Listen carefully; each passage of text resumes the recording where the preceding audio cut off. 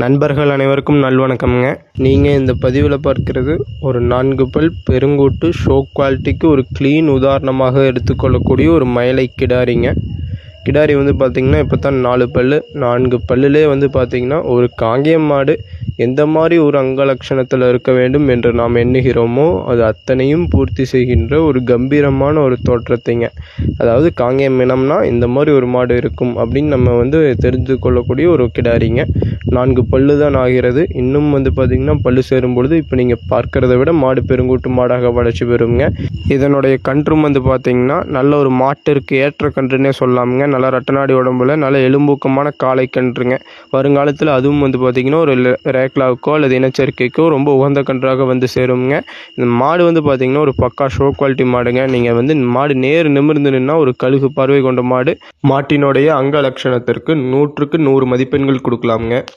இதனுடைய கறவைத்திறன் பார்த்திங்கன்னா கன்றுக்கு போக நேரம் 2 லிட்டர், ஒரு நாளைக்கு நீங்கள் 4 லிட்டர் பால் கறந்துக்கலாமுங்க. கறவைக்கு கால் அணைக்க வேண்டுங்க, தலையீத்துங்க. ஸோ மாடு பார்த்திங்கன்னா நல்ல ஒரு குணத்தில் இருக்கிறது, நல்ல ஒரு பெருங்கூட்டு தோற்றம்ங்க. அதாவது நாமளே பார்த்திங்கன்னா ஒரு 4 மாடுகள் தான் ஒரு மாதத்திற்கு இந்த மாதிரி ஒரு மாடுகள் கொண்டு வர முடியுதுங்க. ஸோ இந்த மாதிரி உங்களுக்கு தேவைப்பட்டால் ஒரு கட்டுத்துறைக்கு ஒரு மாடு வைத்திருந்தாலும் இந்த மாதிரி ஒரு அழகு தோரணையில் ஒரு கம்பீரத்தில் வேண்டும் என்று நினைத்தால் நிச்சயமாக நீங்கள் இதை சூஸ் பண்ணலாமுங்க. நன்றி, வணக்கம்.